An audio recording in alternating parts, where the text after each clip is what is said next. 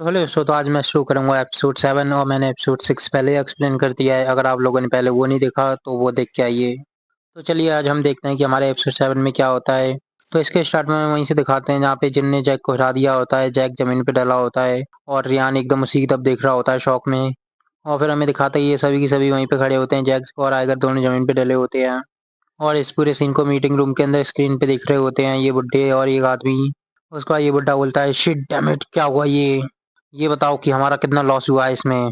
ये आदमी बोल रहा होता है कि सर कम से कम 160 बिलियन डॉलर्स का लॉस हुआ है। और ये सुन के ये बुड्ढा एकदम गुस्सा हो गया होता है।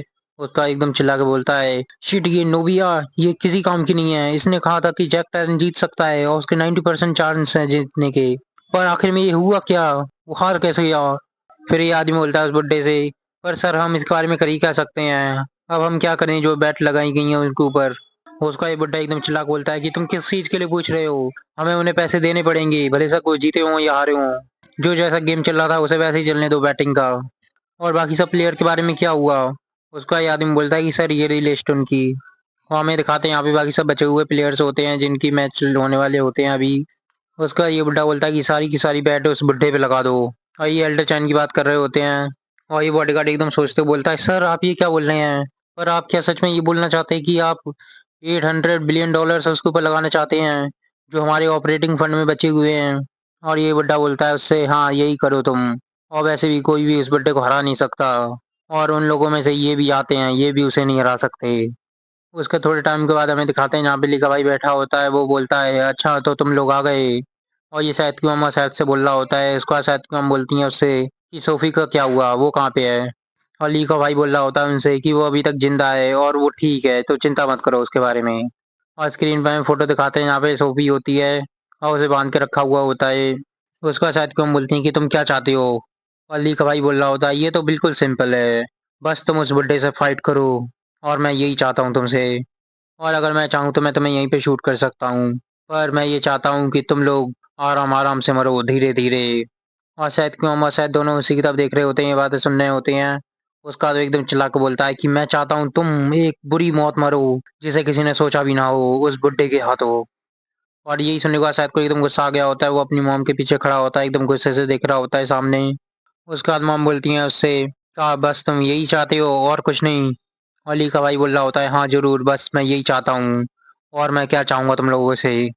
और फिर शायद क्यों हम पूछती हैं उससे अगर हम एल्डर से जीत गए तो क्या तुम सोफी को छोड़ दोगे। और सोफी वहीं पे होती है और वो बोल रहा होता है हाँ जरूर मैं उसे छोड़ दूंगा। उसके बाद मॉम बोलती है कि ठीक है फिर उस मैच के अंदर मैं पार्टिसिपेट करूंगी। अली का भाई सोच रहा होता है क्या ये क्या बोल रही है।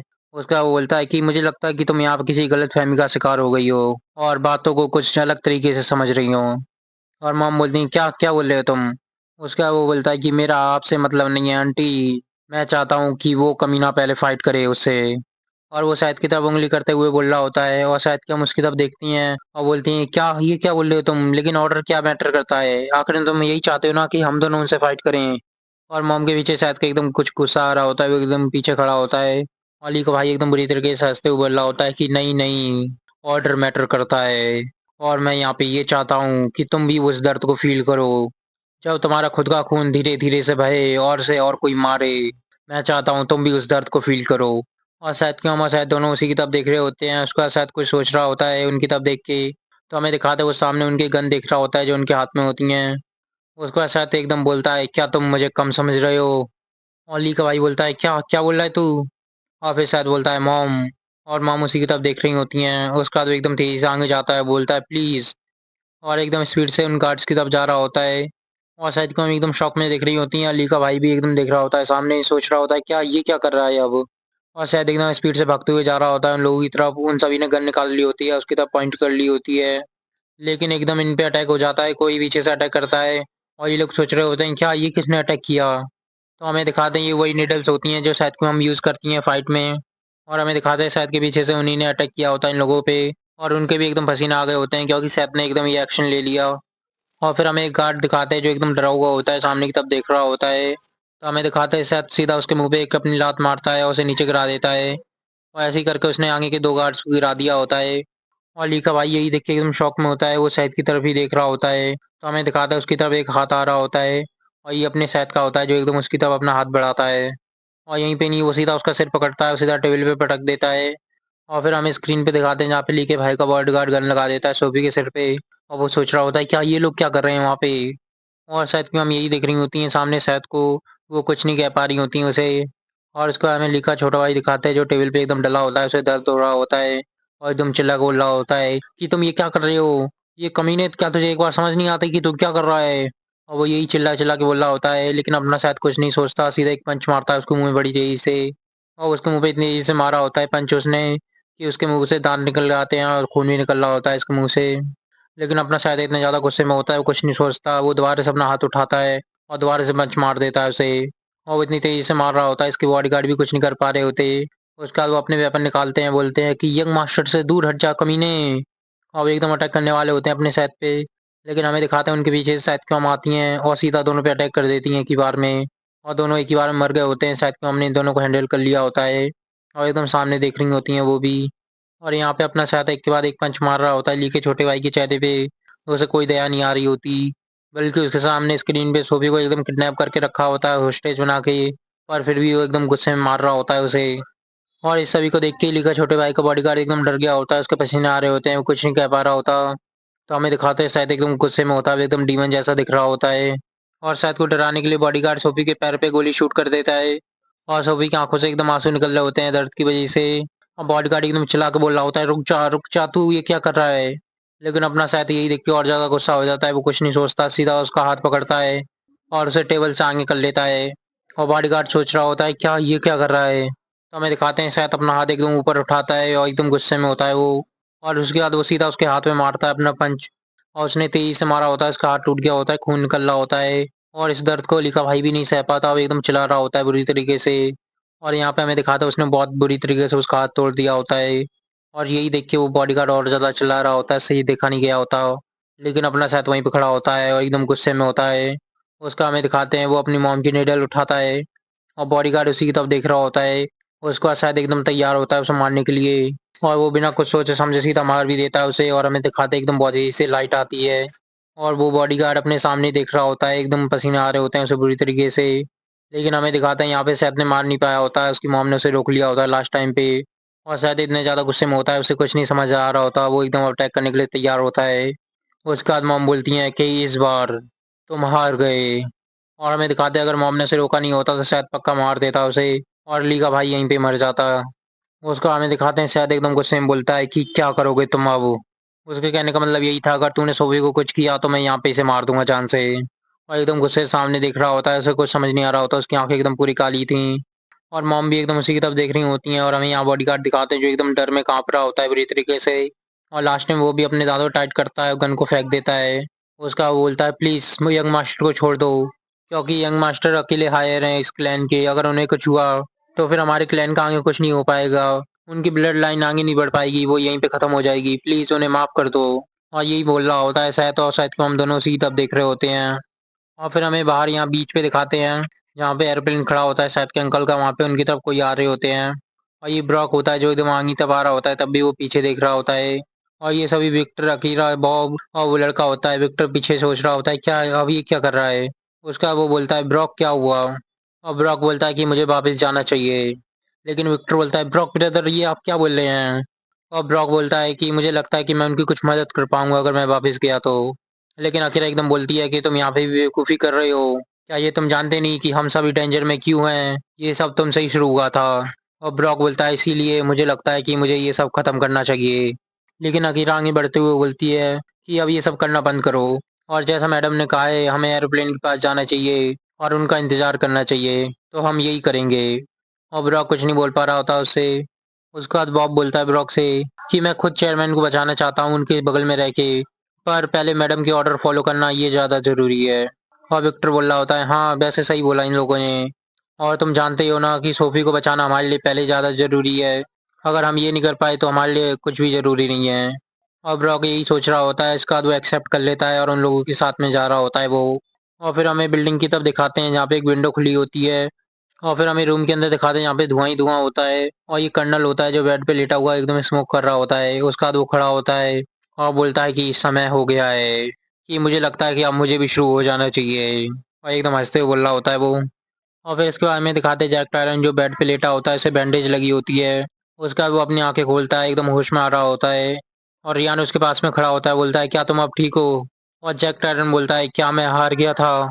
और रियान उसे बताता है, "हाँ, तुम बुरी तरीके से हार गए थे।" और फिर वो बोलता है कि कसिनो के प्रेज़िडेंट और ये उसी बुड्ढे के बारे में बात कर रहा होता है। फिर ये बोलता है कि वो तुम्हारी हार से बहुत ज़्यादा अपसेट हैं, क्योंकि उन्होंने तुम्हारे ऊपर बहुत ज़्यादा पैसे लगाए थे बेट में और तुम्हारी हार के साथ-साथ में उन्होंने भी अपने सारे पैसे हार गए। और जैक टायरन बोलता है, "अच्छा ऐसा हुआ है?" फिर रियान बताता है, "हाँ, और वैसे बाकी सारे मैचेस उन्हें भी हैंडल करना मुश्किल होता जा रहा है।" और जैक उसी की तरफ देख रहा होता है, सोच रहा होता है, क्या ये क्या बोल रहा है? उसका वो बोलता है जैक से कि वो चाइनीज़ आदमी उन्हें भी बुरी तरीके से पीट दिया है और मैं उनकी बात कर रहा हूँ जिन्होंने उस कोरियन लड़की को किडनैप किया था। और जैक उसकी सारी बातें सुन रहा होता है। उसका रियान बोलता है, "और वैसे भी और ज़्यादा मैचेस हमारे लिए करना बहुत ज़्यादा मुश्किल है और वैसे भी तुम्हारे जो मज़े लेने थे तुम्हें वो तुम्हें मिल गए, तो क्यों ना अब इसे हम यहीं पे एंड करें?" और जैक बोल रहा होता है, "हाँ, मुझे भी लगता है कि मुझे यहीं पे ये ख़त्म कर देना चाहिए।" और इसके बाद हमें बिल्डिंग के बाहर दिखाते हैं जहाँ पे एल्डरसन बोल रहे होते हैं थैंक्स और इनके सामने सैद और जिन खड़े होते हैं। उसके बाद जिन बोलता है कि मैं शुक्र करता हूँ कि लास्ट में सब कुछ ठीक हुआ और एल्डरसन उनकी तरफ देखते हुए बोल रहे होते हैं कि चिंता मत करो, एक दिन मैं ये फ़ेवर वापस ज़रूर करूँगा। और जिन एकदम हँसते हुए उनकी तरफ देख रहा होता है, लेकिन सैद बोलता है कि पहली बात ये हमने तुम्हारे लिए नहीं किया था, तो हमें थैंक यू बोलने की कोई ज़रूरत नहीं है। और यही बोल के वो मुड़ता है और वो बोलता है कि ठीक है मॉम अब चलते हैं, वैसे भी अब हमारे लिए यहाँ पे कुछ नहीं बचा है। और मॉम बोल रही होती हैं सैद और फिर अंकल बोलते हैं कि हाँ सिस्टर इन लॉ हमें निकलना चाहिए और वैसे भी एरोप्लेन रेडी है। और फिर मॉम बोलती हैं एल्डर चैन से कि ठीक है एल्डर चैन हम चलते हैं। और वो सभी वहाँ से जा रहे होते हैं, उसको एल्डर चैन उनसे बोलते हैं कि मुझे नहीं लगता कि ये तुम्हारे लिए रीपेमेंट जैसा होगा या नहीं होगा, पर वो ट्राइड के लोग वो अब तुम्हारे सामने दोबारा कभी नहीं दिखेंगे। और शायद को वहाँ से जा रही होती हैं, यही सुनते हुए एकदम स्माइल करती हैं और वो वहाँ से चली जाती हैं। उसका वो सभी कार के अंदर बैठते हैं और वो वहाँ से चले जाते हैं। एल्डरसन वहीं पे खड़े होते हैं, वो नहीं देख रहे होते हैं। उनके पीछे हमें दिखाते हैं ससाकी और वो आदमी आ रहा होता है। उसके बाद ससाकी बोलता है कि ये कितनी बुरी बात हुई। एल्डरसन बोलते हैं क्या क्या हुआ? और फिर ससाकी बोलता है कि आप उन लोगों से फाइट नहीं कर पाए। लास्ट में आप यही तो चाहते थे। और फिर एल्डरसन ससाकी से बोलते हैं कि ये क्या बोल रहे हो तुम? मैच तो पहले ही डिसाइड हो चुका है और उसके रिजल्ट भी आ गए हैं। और ससाकी बोलता है माफ़ करिए पर आप ये क्या बोल रहे हैं? और फिर एल्डरसन बोलते हैं इनसे कि उन सभी ने उनके परिवार के लोगों को बचा लिया, ना कि मेरी तरह, जो खुद के परिवार के लोगों को बचाने में नाकामयाब रहा। तो ये बिल्कुल नेचुरल है कि वो लोग जीत चुके हैं। और फिर एल्डरसन बोल रहे होते हैं, हाँ, यह मुझे तुम्हारी याद दिलाता है वैंग, जिसके पास एक पल के लिए बचाने के लिए कुछ भी नहीं था। मुझे लगता है कि मेरी ट्रेनिंग अभी भी कंप्लीट नहीं हुई है। ये अभी भी इनसफिशिएंट है कहीं न कहीं। और ससाकी और वो लड़का एकदम उन्हीं की तरफ देख रहे होते हैं।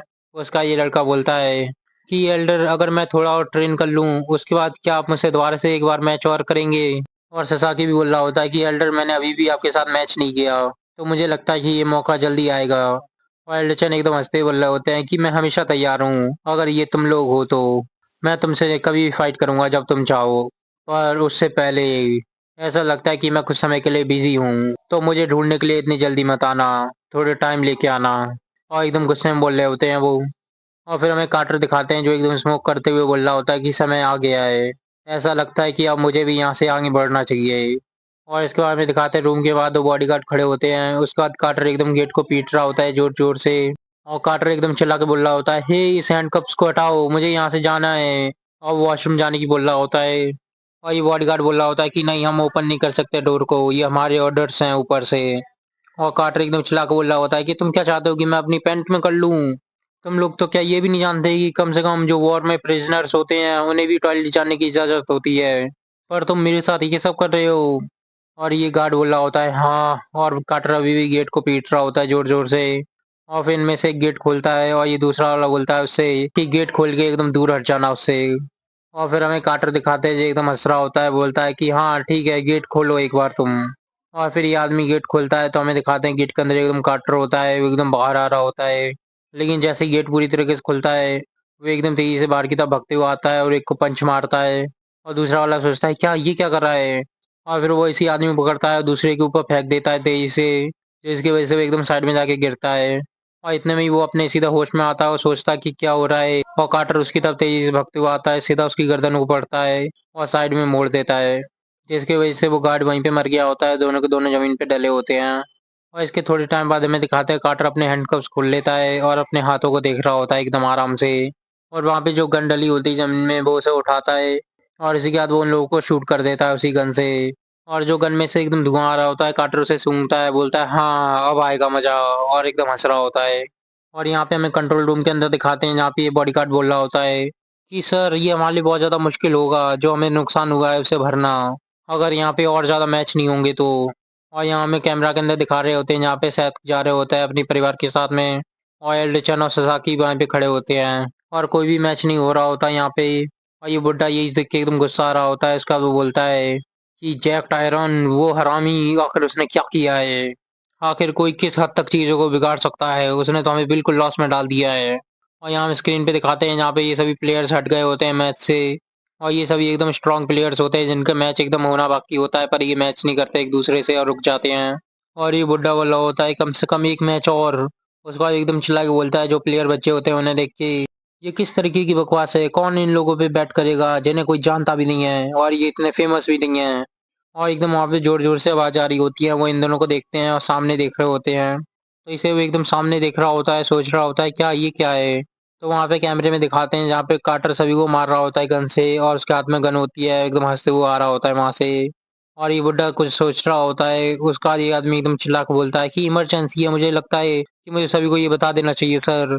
पर ये बुड्ढा उसे रोकता है कि नहीं। और ये आदमी सोच रहा होता है क्या ये क्या कर रहे हैं? उसके बाद ये बुड्ढा बोलता है कि रुको और देखो। और फिर हमें दिखाते हैं कार्टर आता है अपने रूम में और एकदम गेट खोलता है तेजी से और एकदम सामने देख रहा होता है। उसके बाद वो टेबल के पास जाता है जहाँ पे वॉकी टॉकी रखा होता है और उसे उठाता है अपने हाथ से। उसके बाद वो सीधा जाके सामने खड़ा हो जाता है और बोलता है डैनी, और सामने से रिप्लाई आता है हाँ कैप्टन। और फिर वो एकदम हंस के बोल रहा होता है कि नीचे आ जाओ तुम। और वो इन सभी लोगों को सिग्नल दे रहा होता है अटैक करने के लिए साइलेंट पे। और फिर हमें दिखाते हैं एरोप्लेन के पास ये सभी लोग पहुंच गए होते हैं और वो भी एकदम सैद को देख के बहुत ज़्यादा खुश होता है और सैद भी सामने देख के एकदम स्माइल कर रहा होता है। और वो सभी लोग एकदम दोबारा से मिल गए होते हैं तो सैद को ऊपर देखती हैं, तो यही वही एयरप्लेन होता है जिन्हें कार्टर ने बुलाया होता है जिसके अंदर वो सभी आदमी होते हैं। और फिर हमें दिखाते हैं उस एरोप्लेन में से कुछ लोग निकल आते हैं और शायद कम उन्हें देख रही होती हैं ऊपर और सोच रही होती हैं क्या ये क्या है। उसका शायद बोलता है मॉम क्या हुआ, लेकिन मॉम उससे कुछ नहीं बोलती हैं, वो सभी सामने की तरफ जा रहे होते हैं। और इतने में ही हमें दिखाते हैं उनके पीछे जो बिल्डिंग होती है वो एकदम उड़ जाती है बम से। और ये सभी लोग एकदम पीछे की तरफ देख रहे होते हैं क्या ये क्या हुआ, और इन्हें कुछ समझ नहीं आ रहा होता तो हमें दिखाते हैं वहाँ पे एकदम ब्लास्ट हुआ होता है उस बिल्डिंग के अंदर। और ये सभी लोग एकदम घबराते हुए उसी की तरफ देख रहे होते हैं, सोच रहे होते हैं क्या क्या हुआ वहाँ पे, इन्हें कुछ समझ नहीं आ रहा होता। और इसी के बाद ही मामा एकदम चिल्ला के बोलते हैं जल्दी करो सब एरोप्लेन के अंदर जाओ। और सभी लोग एकदम जल्दी से एरोप्लेन के अंदर जा रहे होते हैं और शायद कम एकदम पीछे की तरफ देख रही होती हैं, और लेकिन वो भी आगे की तरफ जाती हैं एरोप्लेन के अंदर। और हमें यहाँ दिखाते हैं कोने में जो लोग जा रहे होते हैं हेडक्वार्टर की तरफ, ये सभी आदमी वही होते हैं जो प्लेन से उतरे होते हैं। और फिर ये लोग बताते हैं कि हम अपने टारगेट पे पहुंच गए हैं, और ये एकदम सामने बिल्डिंग की तरफ जा रहे होते हैं। और ये सभी एकदम बिल्डिंग के ऊपर पहुंच गए होते हैं। उसके बाद दिखाते हैं हमें ये लोग अपने हाथ से बम गिरा देते हैं वहीं पे और वहां से उड़ जाते हैं। और जैसे इन लोगों का प्लान था ये सभी कनेक्शन तोड़ देंगे जिससे बाहर कम्युनिकेट हो सके, तो इसीलिए ये सभी टावर और सैटेलाइट कनेक्शन तोड़ देते हैं वहीं पे बिल्डिंग के ऊपर। और इसके बाद हमें दिखाते हैं एरोप्लेन के अंदर जहाँ पे सभी बैठ गए होते हैं और मॉम भी ऊपर आ जाती हैं। उसके बाद मॉम बोलती हैं अंकल से कि ऐसा लगता है कि सभी बच्चे आ गए हैं, चलो यहाँ से चलते हैं। और अंकल बोलते हैं मॉम से हाँ ठीक है मैम। और इसी के बाद हमें दिखाते हैं एयरप्लेन के अंदर वो सभी बैठे होते हैं बाहर की तरफ देख रहे होते हैं जहाँ पे वो एक के बाद एक बम ब्लास्ट हो रहे होते हैं। उसके बाद उनका प्लेन एकदम रेडी होता है, सामने टेक ऑफ करने जा रहा होता है। और अंकल सामने होते हैं ड्राइवर की साइड में, लेकिन वो सामने देखते हैं सोच रहे होते हैं क्या ये क्या है। तो वही जिस डायरेक्शन में वो टेक ऑफ करने जा रहे होते हैं उसी तरफ से उनका प्लेन आ रहा होता है और ये प्लेन एकदम उनके सामने आ गया होता है। और लास्ट में हमें दिखाते हैं उस प्लेन ने इनके प्लेन को टेक ऑफ करने से रोक दिया होता है। और अंकल और मॉम दोनों सामने की तरफ देख रहे होते हैं, उसका हमें दिखाते हैं वो प्लेन एकदम ओपन होता है और उसमें से बाकी सभी लोग निकल रहे होते हैं। उसको हमें दिखाते हैं हेनरी जो बोलता है कि सर यहाँ पे एक और एरोप्लेन है जो टेक ऑफ करना चाहता है, आप क्या कहते हैं कि हम क्या करें इसके बारे में। और कार्टर एकदम हंसते हुए बोल रहा होता है उन सभी को पकड़ के ले आओ मेरे पास। और हमें दिखाते हैं वो जहाँ पे खड़ा होता है उसके हाथ में गन होती है, एकदम सामने देख रहा होता है हंसते हुए। और उसने इस बुड्ढे को और इस आदमी को अपना होस्टेज बना लिया होता है। और ये बुड्ढा बोला होता है कि ऐसा लगता है कि हम दोनों का मकसद एक ही है सर। और कार्टर बोलता है कि मैं सोच रहा हूँ कि तुम क्या कहना चाहते हो तो बोलो। और फिर बुड्ढा बोलता है कि ये पैसा है, अगर ये पैसा नहीं है तो मुझे लगता है कि जो आपने मैच में अपनी इज्जत गंवाई है ये आप उसके लिए कर रहे हैं, आप बदला चाहते हैं, बदला या पैसा इन दोनों में से ही आप कुछ ना कुछ तो चाहते हैं सर। और इसी के बाद हमें दिखाते हैं सीधा गेट खोलते हुए ड्रग किंग और माफिया किंग आते हैं उस रूम के अंदर। और ड्रग किंग एकदम चिल्ला के बोल रहा होता है कि सेल्सॉन यहाँ पे आखिर हो क्या रहा है। और जब वो सामने देखता है तो एकदम सभी डर गए होते हैं, सोच रहे होते हैं क्या ये क्या है। तो माफिया किंग एकदम सामने देखते हैं तो वो कुछ सोच रहे होते हैं। और हमें दिखाते हैं अब्दुल्ला जो बहुत बुरी तरीके से डरा होता है। तो हमें सामने दिखाते हैं जैक के हाथ में गन होती है, वो सभी को पॉइंट आउट करता है, एकदम बुरी तरीके से हंस रहा होता है। फिर ड्रग किंग बोलता है तू कमीना, आखिर तेरी हिम्मत कैसे हुई ये सब करने की। लेकिन माफिया किंग उसका हाथ पकड़ते हैं, उसे रोकते हैं, मना कर रहे होते हैं कि नहीं ये सब मत कर। लेकिन ड्रग किंग एकदम चिल्लाक बोलता है कि तुम क्या सोचते हो कि मैं कौन हूँ। मेरे सभी आदमी मैक्सिको के अंदर हैं। अगर बस मैं एक फोन कॉल करूंगा उसी के अंदर वो सभी लोग यहाँ पे आ जाएंगे। लेकिन माफिया किंग बोलता है कि नहीं, पर अभी के लिए तुम। और इतना ही बोल के वो एकदम चुप हो जाता है, क्योंकि इतने में ही कार्टर सीधा गोलियां चला देता है ड्रग किंग के ऊपर और उन्हें बहुत सारी गोलियां लग गई होती हैं। और अब्दुल्ला माफिया किंग सोच रहे होते हैं क्या ये क्या किया इसने। इसने बिना कुछ सोचे समझे सीधा गोली चला दी। और सभी सभी एकदम बुरी तरीके से डर गए होते हैं ये देख के। और अपना कार्टर एकदम हंस रहा होता है ये। उसका वो एकदम बुरी तरीके से हंसते हुए बोलता है तो तुम में से और कोई और कुछ कहना चाहता है। और एकदम पागल सा लग रहा होता है ये। और फिर इसी के बाद माफिया किंग एकदम गुस्से में बोलते हैं कि तू हरामी कमीने। और वो अपनी एकदम गन निकालने वाले होते हैं, लेकिन वो सामने देखते हैं तो रुक जाते हैं, क्योंकि सामने स्क्रीन पे दिखाते हैं उनके सभी बॉडीगार्ड को मार रहे होते हैं, ये सभी लोग जा रहे होते हैं। और एकदम तबाही सी मची होती है पीछे स्क्रीन पे। और कार्टर एकदम हंस रहा होता है बुरी तरीके से। और फिर माफिया किंग एकदम शांत होते हैं, सोचते हैं कि यहाँ तक कि सिक्योरिटी गार्ड वो ने भी मार दिया इन लोगों ने। और फिर ये बुड्ढा बोलता है कि हमें बताओ कि तुम क्या चाहते हो, हम तुम्हें वो सब देंगे पर हमें छोड़ दो। और फिर कार्टर उनके पास आता है। और यही देख के बुड्ढा डर रहा होता है, बोल रहा होता है कि प्लीज हमें बताओ, हम तुम्हारी बात जरूर मानेंगे। और कार्टर एकदम उसके आगे आ गया होता है। इसके बाद वो एकदम हंसते बोलता है कि चलो ठीक है, गैस करो कि मैं क्या चाहता हूँ, बताओ जल्दी से। और फिर हमें दिखाते हैं यहाँ पे सभी लोग अपनी गन जमीन में रख देते हैं। और जो गार्ड्स होते हैं वो भी सरेंडर कर देते हैं इनके सामने। और इन लोगों ने यहाँ तक कि रियान और जैक टायरन को भी कैद कर लिया होता है, उनकी तरफ गन लगा दी होती है। उसका हमें एक दरवाजा दिखाते हैं बड़ा सा। और उसे खोलते हुए जैक टायरन अंदर आ रहा होता है। उसका वो सामने दिखता है, सोच रहा होता है क्या ये क्या है। तो वहाँ पे सभी लोग जितने भी प्लेयर्स होते हैं उन सभी को पकड़ लिया होता है। और गन पॉइंट पे रखा होता है उन सभी को। और यहाँ पे हमें दिखाते हैं जितने भी बचे हुए प्लेयर होते हैं और जिंदा होते हैं उन सभी को ले आते हैं। और यहाँ जमा कर लिया होता है। और इन सभी के सामने हमें दिखाते हैं कर्नल बैठा होता है, वो एकदम स्मोक कर रहा होता है। उसके बाद जैक बोलता है कर्नल तुम क्या सोच रहे हो कि तुम ये क्या कर रहे हो। और फिर कर्नल बोलता है कि शुरुआत में ही तुम्हें मुझे गुस्सा नहीं दिलाना चाहिए था, तो ये होता ही नहीं। और जैक सोच रहा होता है क्या ये क्या बोल रहा है। उसके बाद वो बोलता है कि तुम खुद फाइट हारे थे, तुम्हें किसी ने कुछ नहीं किया, तो फिर तुम ये सब क्यों कर रहे हो। और कार्टर बोलता है क्या मैं हारा था, कब, किससे, मुझे किसने हराया, मुझे तो ऐसा कुछ याद नहीं है कि मुझे किसी ने हराया था। और ये सोच के वहीं पे बैठा होता है। इसका वो एकदम चिल्ला के बोलता है कि मैं कभी हारा ही नहीं था, मैं यहाँ पे बिल्कुल ठीक हूँ। ये किस तरीके की बकवास कर रहा है तू। और उस टकले ने उसने मुझ पे अटैक किया था पीछे से। और आइगर एकदम उसी की तरफ देख रहा होता है सामने। और उसके बाद कर्नल एकदम खड़ा होता है, बोलता है हाँ ठीक है। और सारा धुआं बाहर निकाल देता है। और इसी के बाद वो सीधा आइगर के पैर पे शूट कर देता है। और आइगर वहीं पे खड़ा होता है, एकदम दर्द हो रहा होता है उसे। और सीधा जमीन पे गिर जाता है। और कर्नल उसके पास आ रहा होता है। इसके बाद वो गन लेता है और सीधा उसे मारता है आइगर के सिर में। और इसी के बाद आइगर सीधा जमीन पे गिर गया होता है, वो कुछ नहीं कर पा रहा होता।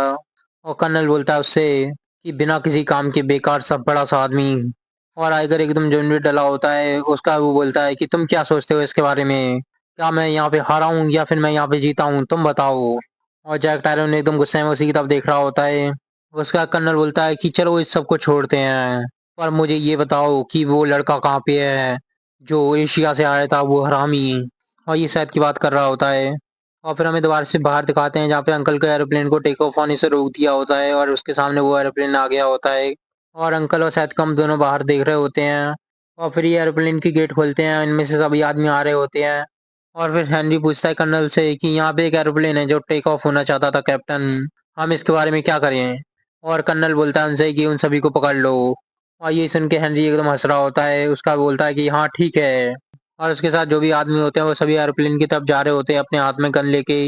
और अंकल और शायद कि हम दोनों उन्हीं की तरफ देख रहे होते हैं। उसके बाद मॉम बोलती हैं कि क्या प्लेन टेक ऑफ कर पाएगा अगर हम उन्हें हरा दें। लेकिन अंकल बोलते हैं कि नहीं मैम, ये बहुत ज़्यादा मुश्किल होगा क्योंकि रनवे कुछ ज़्यादा ही छोटा है, हमें वो सामने वाला प्लेन वो भी हटाना पड़ेगा। लेकिन इतने में ही हमें दिखाते हैं कि उनके ऊपर फायर कर दी होती है उन लोगों ने। और ये सोच रहे होते हैं क्या ये क्या कर रहे हैं, ये बिना सोचे समझे गोलियां चला रहे हैं। लेकिन वो इस बार बच गए होते हैं इस गिलास की वजह से। और शायद को एकदम गुस्से से सामने देख रही होती हैं। उसका हेनरी एकदम चिल्ला के बोलता है, हे बाहर आ जाओ तुम लोग, जब मैं आराम से पूछ रहा हूँ तुम लोगों से तो। अगर तुम लोगों ने कुछ चालाकी करने की कोशिश की तो मैं तुम्हारे पूरे प्लेन को एक ही बार में उड़ा दूंगा।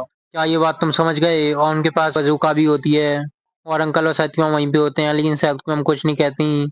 और फिर ये लोग एकदम बाहर आ जाते हैं सभी के सभी। तो हमें दिखाते हैं ये सभी आदमी होते हैं, वो गन पॉइंट आउट कर देते हैं उनकी तरफ। लेकिन जिन शायद और उसकी मॉम अंदर होते हैं और जिन बोल रहा होता है कि मैम क्या हमें कुछ करना चाहिए जैसे ही हम कोई मौका देखें। लेकिन मॉम उन्हें मना कर देती हैं, बोलती है कि नहीं अभी तुम लोग कुछ मत करो। ये लोग जितना दिख रहे हैं उससे ज़्यादा खतरनाक हैं। और जिन बोलता है कि माफ़ कीजिए पर और शायद एकदम उसी की तरफ देख रहा होता है। उसके बाद मॉम बोलती हैं कि मुझे लगता है कि ये लोग मारते हैं सिर्फ मज़े के लिए। इनके लिए जान लेना कोई बड़ी बात नहीं है। और जिन एकदम उन्हीं की तरफ देख रहा होता है, सोच रहा होता है क्या सिस्टर ये क्या बोल रही हैं। और शायद भी उनकी बातें सुन रहा होता है। तो हमें दिखाते हैं विक्टर जा रहा होता है बाहर की तरफ। और ये लोग भी एकदम बाहर देख रहे होते हैं सामने, जहाँ पे हेनरी खड़ा होता है एकदम इन्हीं की तरफ हंसते हुए देख रहा होता है। उसके बाद वो देखता है अपना वॉकी टॉकी और सोच रहा होता है क्या। फिर वो बोलता है क्या क्या बोल रहे हो तुम, एक बच्चा। उसका वो सामने देखते हुए बोलता है कि कर्नल जिस लड़के को ढूंढ रहा है क्या वो तुम में से ही कोई एक है। और सामने से दिखाते हैं जहाँ से सैत आ रहा होता है, जिन आ रहा होता है, उसकी मॉम आ रही होती हैं। और जिन सोच रहा होता है क्या ये किसके बारे में बात कर रहा है। और शायद क्यों हमको समझ गई होती हैं, वो एकदम सोच रही होती हैं।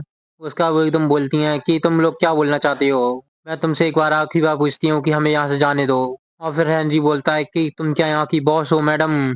लेकिन मॉम उससे पूछते हैं क्या हम लोग कुछ नेगोशिएट कर सकते हैं कि अगर हम दोनों की बात मान ली जाए तो। लेकिन हेनरी बोलता है कि मुझे माफ़ कर दीजिए, माफ़ कर दीजिए। पर हमें पहले किसी और ने हायर कर लिया है तो नहीं हम लोग कोई नेगोशिएट नहीं कर सकते। और मॉम बोलती हैं अच्छा ऐसी बात है। और इसी के बाद वो अपनी किलिंग इंटेंट एकदम रिलीज कर देती हैं, अटैक करने के लिए तैयार होती हैं। लेकिन वो सामने देखती हैं, सोच रही होती हैं क्या ये लोग क्या कर रहे हैं। तो हमें दिखाते हैं ये लोग एकदम डिस्टेंस बना लेते हैं उनसे और एकदम पीछे हट के गन को पॉइंट आउट कर देते हैं। और मॉम सोच रही होती हैं क्या ये लोग पीछे हट गए।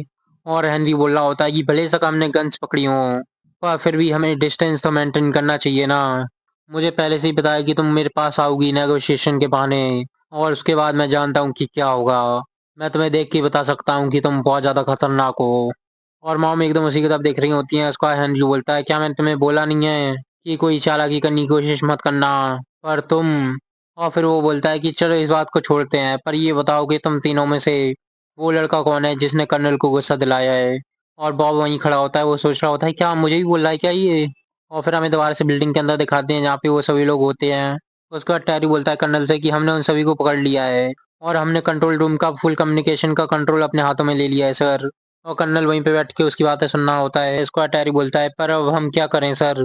फिर कर्नल बोलता है टैरी से बस यहीं पे रुको और इंतजार करो। मैं अब देखो चीज़ों को और ज़्यादा मज़ेदार बना दूंगा तुम्हारे लिए। और फिर गेट खुलता है तो हमें दिखाते हैं वहाँ से हेनरी आ रहा होता है, बोलता है हे कर्नल कैसी हो तुम यार। और कर्नल एकदम सामने की तरफ देख रहा होता है, उसका बोलता है कि बहुत समय से नहीं मिले हम। और कर्नल एकदम हंस रहा होता है उसे देख के ही। तो हमें दिखाते हैं उसके पीछे से वो सभी आ गए होते हैं, उनके हाथों में हैंडकफ लगे होते हैं। और फिर हेनरी बोलता है कि ये रही तुम्हारी डिलीवरी जैसे तुमने रिक्वेस्ट किया था। और वहाँ पे वो सभी लोग आ गए होते हैं जिन्हें कर्नल चाहता था। और यही देख के वो एकदम अपने दांतों को टाइट करता है और वो एकदम हंसते हुए बोलता है तो यहाँ पे है तू छोटे कमीने। और शायद एकदम उसी की तरफ देख रहा होता है, कर्नल एकदम हंस रहा होता है जोर जोर से। फिर वो खड़ा होता है, बोलता है कि देखो अभी भी तो एकदम गुस्से से देख रहा है, मुझे अच्छा लगा। और वो एकदम सैद के सामने जा रहा होता है, फिर वो उसके सामने जाके खड़ा हो जाता है। फिर वो बोलता है कि ऐसा लगता है कि तू अभी तक नहीं जानता कि किस सिचुएशन में है तू। और फिर सैद बोलता है क्या खुद के हाथ में गन पकड़ना, क्या ये तेरे सेल्फ कॉन्फिडेंस को बढ़ा देता है। और कर्नल यही सुन के एकदम गुस्से में आ गया होता है, बोलता है कि तू कमीने अपनी आंखें जमीन में कर, नीचे देख तू। लेकिन शायद उसकी बातें नहीं सुनता, एकदम उसी की तरफ देख रहा होता है ऊपर की तरफ। और कन्नड़ बोलता है हाँ आखिर तक तू। और सीधा गन लेता है उसके पेट में मारता है जोर से। उसका वो बोलता है कि आंखों को नीचे रख। लेकिन शायद अभी भी एकदम गुस्से से उसी की तरफ देख रहा होता है। और उसका कन्नड़ बोलता है ये कमीना, ऐसा लगता है कि तू दूसरों को गुस्सा दिलाने में माहिर है। और फिर वो दोबारा से गन से मारने वाला होता है शायद को, लेकिन उसकी मॉम सामने आती हैं। और उसका वो बोलती हैं कर्नल से कि हमें यहाँ से जाने दो, और उसके बाद कुछ नहीं होगा यहाँ पे। और कर्नल एकदम उसी की तरफ देख रहा होता है। उसके बाद मॉम बोलती हैं उससे कि हम इस बात को छोड़ देंगे और ऐसा दिखाएंगे कि यहाँ पे कुछ नहीं हुआ, बस तुम हमें यहाँ से एक बार जाने दो। और कर्नल उन्हीं की तरफ देख रहा होता है, कुछ सोच रहा होता है। उसका वो एकदम अटैक कर देता है शायद की मॉम पे और बोलता है कि ये किस तरीके की बकवास कर रही है तू कमीनी। और एकदम गन से मारता है तो हमें दिखाते हैं वहाँ पे एकदम लाइट सी आती है। और कर्नल एकदम आगे दिख रहा होता है शॉक होते हुए। तो हमें दिखाते हैं शायद को हमने अपनी हैंडकफ से उसके अटैक को रोक लिया होता है, एकदम गुस्से से सामने की तरफ देख रही होती हैं। और इससे पहले ही वो कुछ करते हैं इतने में हेनरी गन पॉइंट आउट कर देता है उनकी तरफ और बोलता है कि सभी सभी यहीं पे रुक जाओ और मुझे मेरा पैसा दो। और डैनी को ऐसा करते हुए कर्नल देखता है, वो बोलता है पैसा, हाँ जरूर, मैं तुम्हें जरूर दूंगा तुम्हारा पैसा। और डैनी यही सुन के एकदम हंस रहा होता है। और फिर कर्नल देखता है सैथ और सैथ की मम की तरफ, और वो लोग भी इसी की तरफ देख रहे होते हैं। उसके बाद कर्नल वहां से आता है वापस, और फिर कर्नल बोलता है, हे चेयरमैन, आगे आओ और थोड़ा पैसा दो हमें, कम से कम $200 मिलियन। और यही सुनने के बाद सभी स्पॉन्सर्स एकदम सोच रहे होते हैं, क्या ये क्या बोल रहा है। और जैक टायरन एकदम उसी की तरफ देख रहा होता है गुस्से से। उसके बाद रियान बोलता है, क्या 200 मिलियन डॉलर क्या बोल रहे हो तुम। फिर कर्नल बोलता है रियान से कि तुम्हारी जिंदगी की कीमत इतनी तो होगी, ये तो कुछ भी नहीं है, क्यों, मैं सही बोल रहा हूँ ना। और रियान यही सुन के एकदम हिल गया होता है कि ये इसे मारने की धमकी दे रहा होता है। लेकिन माफिया किंग बोलता है पीछे से कि इस बात की कोई गारंटी नहीं है कि अगर हम तुम्हें पैसे दे देंगे उसके बाद तुम हमें जिंदा छोड़ दोगे।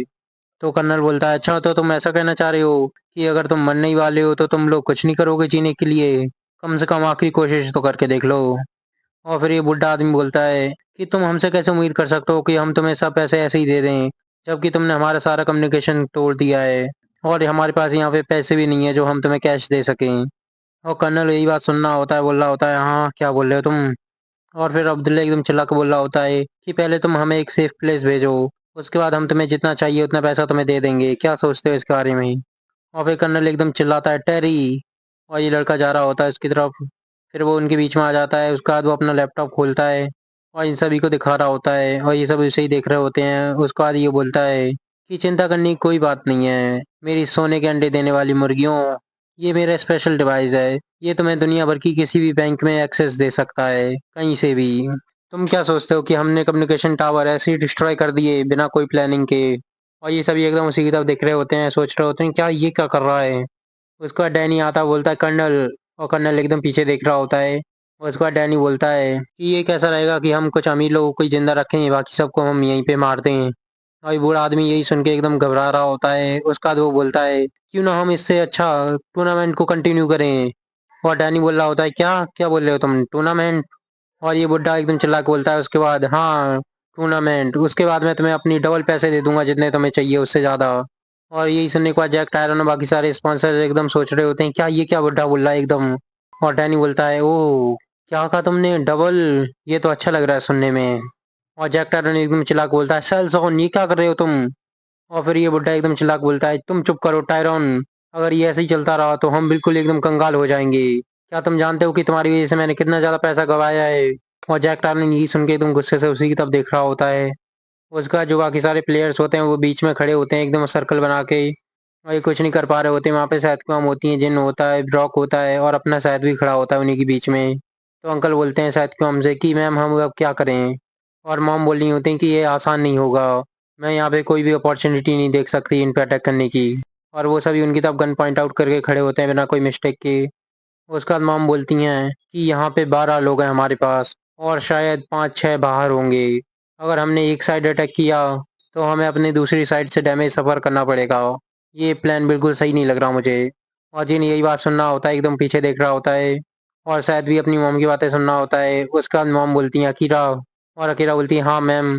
उसके बाद वो बोलती हैं कि यहाँ पे डिस्ट्रैक्शन क्रिएट करो, हमें यहाँ से इन लोगों को कम करना पड़ेगा ताकि हम इन पे एक ही बार में अटैक कर सकें। और अकीरा अपनी निडल निकालती है और अपने हैंडकफ्स तोड़ देती है। फिर वो बोलती है कि मैम ये आप मुझ पे छोड़ दीजिए। और फिर मॉम बोलती हैं अकीरा से कि सिचुएशन अच्छी नहीं है और अपने ओपोनेंट को कम तो बिल्कुल मत समझना, तो ये ध्यान रखना और कोई गलती मत करना। और इसके बाद में दिखाते हैं बॉब एकदम धीरे से बोल रहा होता है कि मैडम प्लीज़ मुझे भी आपकी मदद करने दीजिए। और फिर एल्डरसन एकदम आगे आते हैं, उनकी हेड से एकदम बॉब साइड में हट गया होता है। उसका वो बोलते हैं शायद को हमसे कि मैं भी तुम्हारी मदद करना चाहता हूँ। और शायद को हम एकदम उन्हीं की तरफ देख रही होती हैं। उसके बाद एल्डरसन बोलते हैं कि इस तरीके की सिचुएशन ये मुझे भी अच्छी नहीं लगती जहाँ पे मुझे कैदी की तरह ट्रीट किया जाए। और जिन एकदम एल्डरसन की तरफ देख रहा होता है और शायद भी देख रहा होता है उन्हीं की तरफ। उसके बाद मॉम बोलती हैं कि ठीक है फिर, बाकी का काम मैं आपके हाथों में छोड़ती हूँ।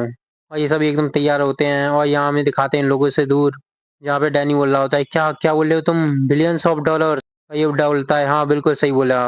तो डैनी बोलता है, तो तुम क्या कहना चाहते हो कि अगर हम इन लोगों को एक दूसरे से फाइट कराएंगे तो हमें बिलियंस डॉलर मिलेंगे, वो भी बैट में। और एकदम हँस रहा होता है यही सुन के और बोलता है इस बुड्ढे से, तो इस बारे में क्या सोचना है? चलो ये करते हैं। और ये बुड्ढा बोलता है अच्छा ठीक है चलो फिर करते हैं। लेकिन टैरी बोलता है कि कैप्टन मैं इसके अगेंस्ट हूँ। और डैनी सोच रहा होता है क्या ये क्या बोल रहा है? उसके बाद टैरी बोलता है कि ज़्यादा लालची होकर कभी किसी का भला नहीं हुआ।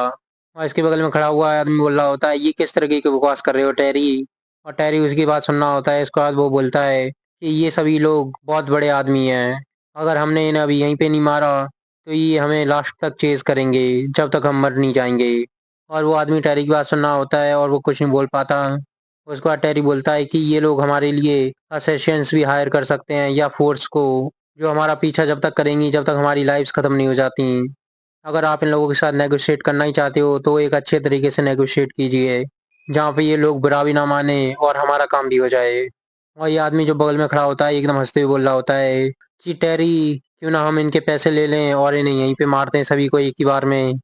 और डैनी इन सब की बातें सुन रहा होता है, इन्हीं की तरफ देख रहा होता है। उसको हमें दिखाते हैं इसके पीछे से हाथ आता है और इसके कंधे पे रखता है। और ये कर्नल का होता है, वो एकदम हँसते हुए बोल रहा होता है कि डैनी चलो ठीक है टूर्नामेंट को स्टार्ट करते हैं। और डैनी उसी की बात सुन के कुछ सोच रहा होता है। उसका वो वहाँ से जाता है तो कर्नल बोलता है डैनी क्या हुआ? और फिर डैनी इन सभी के सामने आता है और एकदम चिल्ला के बोलता है कि हमने अभी डिसाइड किया है कि टूर्नामेंट दोबारा से रीस्टार्ट होगा। और ये सभी लोग एकदम उसी की तरफ देख रहे होते हैं और एकदम सोच रहे होते हैं क्या ये क्या बोल रहा है? उसका डैनी बोलता है कि तुम लोगों को मोटिवेट करने के लिए चलो मैं एक बात और कहता हूँ कि जो भी जीतेगा मैं उसे एक प्राइज़ दूँगा। और सभी के सभी उसी की तरफ देख रहे होते हैं। उसके बाद वो एकदम हँसता है और बोलता है कि जो भी फर्स्ट प्लेस पाएगा मैं उसे जीने दूँगा। और यहाँ पे यही सुन के सब लोग एकदम घबरा गए होते हैं, एक-दूसरे से बात कर रहे होते हैं। तो ये रेड वाला एकदम बोलता है चिल्ला के कि बकवास करना बंद कर। तू ये सोच भी कैसे सकता है कि हम ऐसी सिचुएशन में फाइट करेंगे वो भी टूर्नामेंट के लिए? और एकदम चिल्ला के बोल रहा होता है। तो हमें दिखाते हैं इसे एकदम शूट कर देता है डैनी और एकदम ज़मीन में गिर गया होता है, वहीं पे मर जाता है ये। और सैथ उसे ही देख रहा होता है, सोच रहा होता है क्या ये कैसे?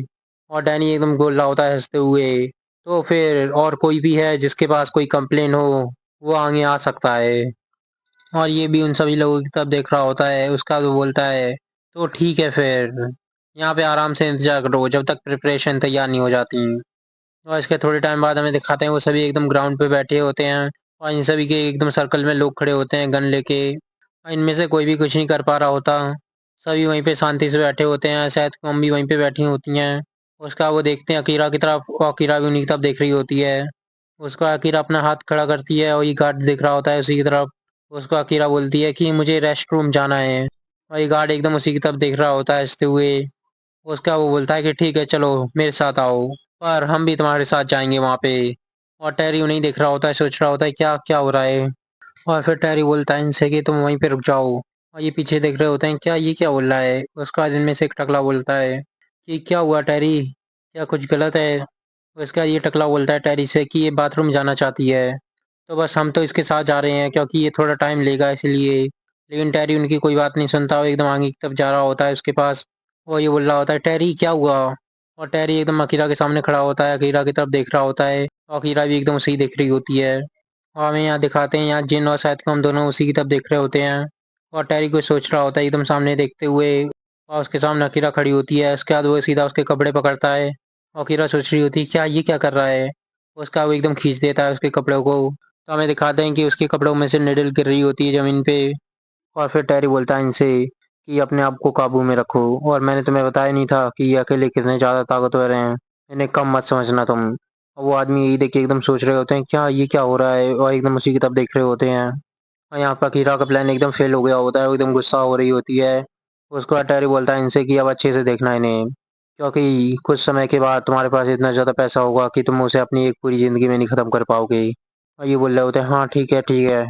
उसके बाद टैरी बोलता है तुम लोग शांति से यहीं पे बैठे रहो जब तक सब कुछ खत्म नहीं हो जाता, वरना ये तुम्हारे लिए अच्छा नहीं होगा। और शायद क्यों हम शायद जिन उसी की तरफ देख रहे होते हैं। उसके बाद हमें दिखाते कंट्रोल रूम जहाँ पे बुड्ढा होता है डैनी होता है।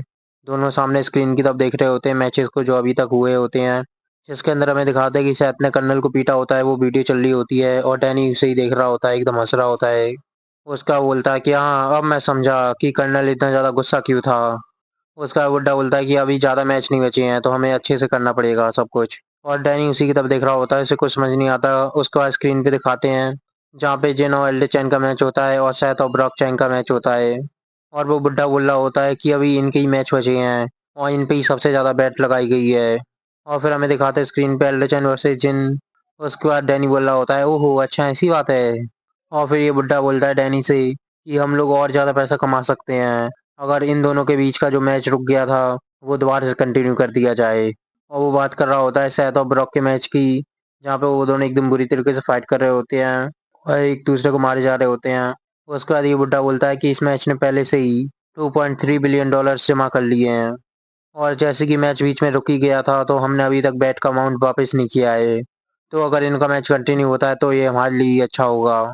और डैनी बोल रहा होता है, क्या बोल रहे हो 2.3 बिलियन? ये तो बहुत ज़्यादा अमाउंट है, तो क्यों ना मैच को जल्द से जल्द शुरू कर दिया जाए। फिर बुड्ढा बोलता है, पर एक प्रॉब्लम है। और डैनी बोलता है, क्या क्या प्रॉब्लम है? फिर वो बुड्ढा बोलता है डैनी से कि यहाँ पे ट्रांजैक्शन बहुत बड़ी है और ऐसे मामले में ट्रस्ट ज़रूरी होता है और जो बैट जीतेगा हमें उसका प्राइज़ उसे वापस देना होगा। और वैसे भी हमारी कम्युनिकेशन टूट गए हैं तो फिर हम क्या करें? और डैनी बोल रहा होता है, क्या क्या कहना चाहते हो तुम? क्या ये मेरी गलती है? फिर वो बुड्ढा बोलता है कि चलो ठीक है, छोड़ो इस बात को। हम लोगों को ये ध्यान में रखना पड़ेगा कि मैच अच्छे से चले और उनमें कोई रुकावट ना आए बीच में। उसको हमें स्क्रीन पे दिखाते हैं बचे हुए प्लेयर, जिनमें शायद की मॉम भी होती हैं और बाकी लोग होते हैं। फिर बुड्ढा बोलता है कि अगर हम अपना ट्रस्ट बना के रखेंगे और उन्हें ज़्यादा से ज़्यादा मैच देंगे तो फिर लोग अपने आप बैट लगाने के लिए आएंगे और वो अगली बार और ज़्यादा पैसे बैट पे लगाएंगे। और डैनी बोल रहा होता है कि तुम्हें जैसा करना है वैसा तुम करो, क्योंकि यहाँ पे बिलियंस ऑफ डॉलर दाव पे लगे हैं तो मैं जितना चाहूँ उतना इंतजार कर सकता हूँ। उसको हमें दिखाते हैं उस बिल्डिंग की छत पे सभी लोग आ गए होते हैं, लाइन वाइज खड़े होते हैं वो। तो एक साइड हमें दिखाते हैं शायद खड़ा होता है, उसकी मॉम खड़ी होती है, ब्रॉक खड़ा होता है और दूसरी साइड सभी स्पॉन्सर्स खड़े होते हैं। और यहाँ पे माफिया किंग अपने पंच को एकदम टाइट करते हुए वहीं पे खड़ा होता है, बोल रहा होता है, शिट ये कितनी ज़्यादा शर्म की बात है कि मुझे ये सब करना पड़ रहा है यहाँ पे। लूकस। और लूकस बोलता है, यस बॉस क्या हुआ? फिर माफी किंग बोलता है उससे कि अगर कुछ भी हो यहाँ पे, लेकिन उस कमीने को पहले मार देना तुम। और वो कर्नल की तरफ इशारा करके बुला रहा होता है, दोनों उसी देख रहे होते हैं लेकिन कर्नल वहाँ पे स्मोक कर रहा होता है। और लूकस बोलता है, ठीक है बॉस मैं समझ गया। और फिर अब्दुल्ला बोल रहा होता है जैक टायरन से, क्या वो सच में, क्या वो लोग हमें मार देंगे? और जैक टायरन ने उसकी बात सुनना होता है, उसके बाद वो बोलता है कि चिंता मत करो, वो सिर्फ यहाँ पे पैसे के लिए आई हैं तो वो पैसा लेके चले जाएंगे मुझे लगता है। और अब्दुल्ला बोल रहा होता है, क्या ये ऐसा समय है जहाँ पे तुम इतने ज़्यादा रिलैक्स हो? यहाँ पे एक के बाद एक आदमी गिर रहा है और वो भी हमारी आंखों के सामने, वो एक के बाद एक सभी को मार रहे हैं जैसे उनके लिए हम सब मक्खी हैं। फिर जैक टायरन बोलता है कि बस थोड़ी देर और इंतजार करो तुम, जब एक बार कम्युनिकेशन दोबारा से रिस्टोर्ड हो जाएगा और जब हम मेनलैंड से कनेक्ट कर पाएंगे।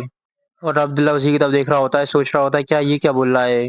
उसके बाद जैक टायरन बोलता है कि तुम चिंता मत करो, हमारे पीछे बहुत ज़्यादा पावरफुल इंसान है जो ब्लैक मार्केट को चलाते हैं, उन्हें ज़रूर इस बात का पता चल जाएगा। और फिर हमें दिखाते हैं वहाँ पे बहुत तेजी से आवाज़ें आ रही होती हैं, जैक टायरन और सैथ और जिन यही देख रहे होते हैं, सोच रहे होते हैं क्या ये क्या है। तो हमें दिखाते हैं वहाँ पे सभी ड्रोन आ गए होते हैं उनकी फाइट को कैप्चर करने के लिए। और उसके बाद हमें दिखाते हैं डैनी आ रहा होता है छत पे और एकदम हंसते हुए आता है इन सभी के बीच में। और ये सभी उसे ही देख रहे होते हैं, उसके बाद वो बोलता है कि तुम दोनों सामने आओ तुम दोनों। और वो ब्रॉक और सेथ से बोल रहा होता है और वो दोनों के दोनों उसी की तरफ देख रहे होते हैं एकदम गुस्से में। उसका वो बोलता है ब्रॉक और सेथ से कि तुम दोनों एक दूसरे से फाइट करो, इसी तरीके से हम पैसा कमा पाएंगे। और वो दोनों के दोनों उसी की तरफ देख रहे होते हैं, सोच रहे होते हैं क्या ही क्या बोल रहा है। उसके बाद डैनी बोलता है कि मैंने तुमसे बोला ना कि फाइट करो और जो तुम दोनों में से विनर होगा मैं उसे जीने दूंगा। क्या कहते हो इसके बारे में? ये भी ज़्यादा बुरा ऑफर नहीं है, हैं? और मॉम एकदम सामने की तरफ देख रही होती हैं डैनी को। उसके बाद शायद बोलता है, अच्छा ऐसी बात है, अगर मैंने मना कर दिया तो? और डैनी यही सुन के एकदम उसी की तरफ देख रहा होता है गुस्से से। उसका बाद वो गन पॉइंट आउट कर लेता है और वो बोलता है कि तुम अच्छे से जानते हो कि क्या होगा तुम्हारे साथ। और फिर शायद बोलता है, हाँ ऐसा लगता है कि तुम्हारे पास खुद कोई हिम्मत नहीं है कि तुम उस गन को नीचे रख के मुझसे फाइट कर सको, हैं? इसलिए तुम बात बात पे गन निकाल लेते हो, हैं? और डैनी बोल रहा होता है, अच्छा ऐसा लगता है कि तुझे डर नहीं लगता इन चीज़ों से। और फिर साथ बोलता है कि जब मैं बच्चा था तब एक बुलेट मुझे लगी थी, पर आखिर में इससे कुछ नहीं हुआ, मैंने देखा। और वो अपने बचपन की बात कर रहा होता है जब एक स्नाइपर ने उसे बुलेट मारी होती है, लेकिन उसके बड़े अंकल उसके सामने आकर उसे बचा लेते हैं, पर शायद कोई बुलेट ने हिट किया होता है। और डैनी एकदम शायद की तरफ देख रहा होता है, सोच रहा होता है क्या ये क्या बोल रहा है। उसका वो एकदम हंसता है और वो शहद के पास आ रहा होता है धीरे धीरे।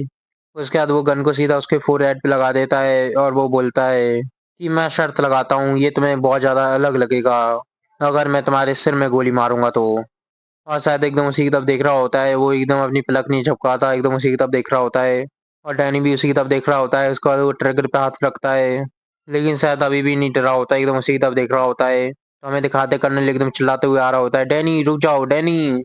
और डैनी सोच रहा होता है क्या क्या हुआ। फिर कर्नल बोलता है कि नहीं उसे मत मारो अभी, वो बच्चा मेरा है, मैं उसे देखूंगा। और शायद एकदम उसी की तरफ देखते हुए बोल रहा होता है कि ऐसा लगता है कि तुझे और ज्यादा मार खानी है जो तू आ रहा है मेरे पास। और कर्नल एकदम उसी की तरफ देख रहा होता है, एकदम सरप्राइज होते हुए सोच रहा होता है क्या ये क्या बोल रहा है। फिर हमें दिखाते हैं शायद की तरफ एकदम कोई अटैक करता है, और ये डैनी होता है जो एकदम शायद के मुंह में मारता है। और फिर डैनी बोलता है क्या तुझे ऐसा लगता है कि मैं यहाँ पे कोई जोक कर रहा हूँ। और एकदम उसने गन रख दी होती है उसके सिर पे। और उसके बाद डैनी एकदम चिल्ला के बोलता है कर्नल इसके बाद तुम अपना दूसरा ओपोनेंट ढूंढ लेना, और इस लड़के को मुझे यहीं पे मारना पड़ेगा, ये मुझे बहुत ज्यादा गुस्सा दिला रहा है। और फिर कर्नल बोलता है ओहो डैनी, तुम्हारी पर्सनैलिटी ये सबसे बड़ी प्रॉब्लम है। और फिर हमें दिखाते हैं ब्रॉक बोलता है कि नहीं हम फाइट करेंगे। और शायद एकदम उसी की तरफ देख रहा होता है, सोच रहा होता है क्या। और फिर वो बोलता है शायद से कि ठीक है चलो शायद गैंग, हम आखिर में इन चीजों को खत्म कर ही देते हैं।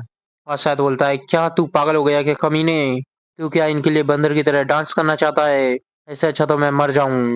लेकिन इतने में ब्रॉक एकदम उसके ऊपर अटैक कर देता है, और शायद सोच रहा होता है क्या ये क्या है। तो हमें दिखाते हैं ब्रॉक उसे एकदम स्पीड से पकड़ के ले जा रहा होता है दूसरी साइड। और शायद एकदम ब्रॉक की तरफ देख रहा होता है गुस्से से। उसका ब्रॉक एकदम चिल्ला के बोलता है कि मैं यहाँ पे मरना नहीं चाहता, वो भी बेवजह। और जिन और शायद के हम दोनों सब उसी की तरफ देख रहे होते हैं सरप्राइज होते हुए। और जैक टायरन भी एकदम देख रहा होता है, सोच रहा होता है क्या ये क्या हो रहा है। और फिर हमें दिखाते हैं कर्नल जो एकदम खुश होता है, बोलता है हाँ यही अगर तुम मरना नहीं चाहते तो तुम्हें ये करना चाहिए, अपनी जिंदगी के लिए कुत्तों की तरह लड़ो, ये देखने में बहुत ज्यादा मजेदार है। और यहाँ पे हमें दिखाते हैं ये दोनों फाइट कर रहे होते हैं, लेकिन ब्रॉक कुछ बोल रहा होता है शायद से बहुत धीरे से, और शायद उसी की तरफ देख रहा होता है। उसका वो बोलता है क्या क्या बोल रहे हो तुम। और ब्रॉक बोलता है कि मुझे हरा दो और यहाँ से जिंदा निकल जाओ, क्योंकि तुम ज्यादा स्ट्रांग हो। और शायद एकदम ब्रॉक की तरफ देख रहा होता है, उसके बाद ब्रॉक बोलता है उससे कि अगर तुम यहाँ पे मर गए तो मुझे नहीं लगता कि मैं मैडम और सोफी की आंखों से कभी आंखें मिला पाऊंगा अपनी जिंदगी में। और शायद उसकी यही बातें सुनना होता है, उसका तो एकदम अटैक कर देता है ब्रॉक के ऊपर। और सीधा उसने अपने किक से अटैक किया होता है, ब्रॉक एकदम पीछे चला जाता है। और फिर शायद खड़ा होता है और वो बोलता है कि ये किस तरीके की बकवास कर रहा है तू। और फिर हमें यहाँ दिखाते हैं ड्रोन जो इन दोनों की फाइट को कैप्चर कर रहे होते हैं। और ये दोनों के दोनों बुरी तरीके से फाइट कर रहे होते हैं, एक के बाद एक अटैक कर रहे होते हैं एक दूसरे पे। और फिर ब्रॉक अपने पंच को टाइट करता है और सीधा शायद को पंच मारता है जोर से। उसको शायद बोल रहा है कि बस करो, लेकिन ब्रॉक एकदम चिल्लाकर फाइट कर रहा होता है, उसके बाद शायद चिल्लाता है कि बस रुक जाओ यहीं पे। और फिर ब्रॉक एकदम अटैक करते हुए रुक जाता है बीच में ही। और शायद उससे कुछ नहीं कहता, वो इसकी साइड से निकल जाता है। और वो डैनी की तरफ जा रहा होता है, उसके बाद डैनी बोलता है कि तुम रुक क्यों गए, अगर तुम ऐसा ही करोगे तो हम इस तरीके से पैसे नहीं कमा पाएंगे।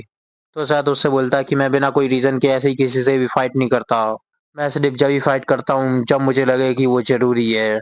और डैनी बोल रहा होता है क्या ये किस तरीके की बकवास कर रहा है तू बच्चे, बल्कि तू अभी तक फाइट ही तो कर रहा था पूरे टाइम, और मेरे आने से पहले भी तू फाइट ही कर रहा था, तो अब क्या प्रॉब्लम है। तो शायद उससे बोलता है कि बस अब इससे ज्यादा मैं अपनी इंसल्ट नहीं सहन करूंगा, अगर तू मुझे मारना चाहता है तो अभी मार दे, ये तेरे लिए अच्छा रहेगा। मेरे खाते वहाँ पे जितने भी प्लेयर होते हैं वो सभी की सभी यही बात सुन के एकदम उसी की तरफ देख रहे होते हैं शॉक होते हुए, क्या ये क्या बोल रहा है। और जिन शायद की अम्मा उसके अंकल उसी की तरफ देख रहे होते हैं, और शायद एकदम पूरा सीरियस होता है, एकदम सामने की तरफ देख रहा होता है। तो हमें दिखाते हैं डैनी भी एकदम उसी की तरफ देख रहा होता है, वो कुछ नहीं कह पा रहा होता। उसको हमें दिखाते हैं कोरिया में हॉस्पिटल, जहाँ पे सोफी के डैड बोल रहे होते हैं थैंक यू, मैं हमेशा आपका एहसान मानूंगा इस मदद के लिए। और सोफी के डैड जिनसे थैंक यू बोल रहे होते हैं वो सनशाइन ग्रुप के लोग होते हैं, और वो बोलते हैं इनसे कि नहीं आपको ऐसे नहीं बोलना चाहिए, हमने तो सिर्फ वही काम किया है जो हमसे बोला गया था, बस हम तो सोफी को हॉस्पिटल देख लेके आए हैं। और फिर ये दूसरा आदमी बोल रहा होता है सोफी के डैड से कि अगर आपको एहसान मानना ही है तो आप चेयरमैन का मानिए। और सोफी के डैड सोच रहे होते हैं क्या ये क्या बोल रहे हैं। उसका ये दूसरा बोलता है कि जो हमारे चेयरमैन यूएसए में हैं, उन्होंने आपकी बेटी को बचाया है, हमने नहीं। तो वो लेडी बोलती है सोफी के डैड से कि सनशाइन ग्रुप के चेयरमैन चेयरमैन सेथ कैंग वही अकेले हैं जिन्होंने आपकी बेटी को बचाया है, अगर वो नहीं बचाते तो हम लोग भी कुछ नहीं कर पाते आपकी बेटी के लिए। और सोफी के डैडी यही सुन के एकदम शॉक में होते हैं, सोच रहे होते हैं क्या ये क्या बोल रहे हैं। तो हमें दिखाते हैं इस आदमी के फोन पे मैसेज आता है, बोलता है क्या ये क्या है। तो ये दूसरा वाला बोलता है क्या हुआ। तो ये आदमी बोलता है कि जो टूर्नामेंट है वो दोबारा से शुरू हो गया। और ये लेडी बोलती है क्या ये क्या बोल रहे हो तुम। क्या ये पूरी तरीके से खत्म नहीं हो गया था? हमें इस बात की न्यूज़ मिली तो थी। तो वो बोलता है कि अभी तक सर्वर कट ऑफ था, पर अब वो दोबारा से चालू हो गया है। और ये दूसरा वाला बोलता है क्या ये क्या हो रहा है? अभी तक तो हम उनसे कम्युनिकेट भी नहीं कर पा रहे थे, क्योंकि वहाँ पे कनेक्शन नहीं थे, पर ये क्या हुआ? एकदम ये ऑन कैसे हो गया? और ये लेडी एकदम सामने देखते हुए सोच रही होती है उस मोबाइल में जहाँ पे वीडियो चल रही होती है। और सभी डैड भी इस वीडियो को देख रहे होते हैं जिसके अंदर शायद होता है। और ये लेडी कुछ सोचने की कोशिश कर रही होती है, इतने में सभी के डैड बोलता है कि मैं यूएस कांटेक्ट करने की कोशिश कर सकता हूँ, मैं उन लोगों से बात करूंगा। तो हमें दिखाते हैं डैनी के सामने शायद खड़ा होता है और डैनी बोल रहा होता है उससे, अच्छा तो तुम फाइट नहीं करोगे हैं? तो शायद उससे बोलता है अगर तुम मुझे मारने वाले हो तो जल्दी करो ये, वरना ये सही नहीं होगा। और डैनी एकदम उसी की तरफ देख रहा होता है और शायद भी एकदम उसी की तरफ देख रहा होता है सीरियस होते हुए। उसके बाद डैनी अपने हाथ में गन पकड़ता है, एकदम टाइट करता है उसे और एकदम शायद की तरफ ले जा रहा होता है। और इसी को देख के सभी लोग एकदम शॉक में होते हैं, सोच रहे होते हैं क्या क्या होगा। और यहाँ पे जिन शायद की और स्पॉन्सर सभी एकदम उसी की तरफ देख रहे होते हैं। और वहाँ पे गोलियों की आवाज़ भी आ रही होती हैं। और फिर हमें दिखाते हैं शायद जो एकदम सामने की तरफ देख रहा होता है उसे कुछ नहीं होता। फिर हमें दिखाता है कि डैनी ने एकदम गन आसमान में फायर की होती है, जहाँ पे ड्रोन होते हैं वो दोनों को शूट कर देता है, वो दोनों के दोनों खराब होकर नीचे गिर जाते हैं। उसके बाद डैनी गन लेता है और दोबारा शायद के सिर पे रख देता है और एकदम उसी की तरफ देख रहा होता है, जैसे कि वो इस बार उसे मार ही देगा। लेकिन हमें दिखाता है उसके पीछे से हाथ आता है, तो ये कर्नल का होता है और वो बोल रहा होता है कि डैनी, मैंने तुमसे बोला था ना कि ये बच्चा मेरा है, इसे मैं देखूंगा। और एकदम अपने हाथ में सिगार पकड़ते हुए आ रहा होता है और डैनी उसी की तरफ देख रहा होता है, शायद भी उसी की तरफ देख रहा होता है। और इन दोनों से दूर हमें दिखाते हैं शायद कि के पीछे एल्डरसन आते हैं और वो बोल रहे होते हैं शायद कि हमसे कि वहाँ पे जो 5 आदमी हैं मैं उन्हें सँभाल लूँगा, बाकी तुम देखो। और शायद को उन्हीं की बात सुननी होती है, तो हमें दिखाते हैं वहाँ पे जो आदमी खड़े होते हैं हेलीपैड के पास, एल्डर चैन उनकी बात कर रहे होते हैं। उसका शायद कि हम बोलती हैं हाँ ठीक है एल्डर। उसके बाद शायद को हम बोलती हैं कि अखीरा, जो एग्ज़िट पे 2 लोग हैं उन्हें तुम सँभालोगी। अखीरा बोलती है हाँ ठीक है मैडम। और फिर मॉम बोलती हैं जिन से कि बाकी के बचे हुए तुम्हारे हैं जिन। और जिन बोलता है ठीक है सिस्टर। उसके बाद मॉम बोलती हैं कि फ्रंट मैं सँभाल लूँगी, वो मेरा है। और उनके सामने कर्नल खड़ा होता है, डैनी खड़ा होता है और सैद भी खड़ा होता है। तो हमें दिखाते बॉब एकदम आता है उनके पीछे और धीरे से बोलता है कि मैम मेरे बारे में क्या है? मैं भी कुछ कर सकता हूँ।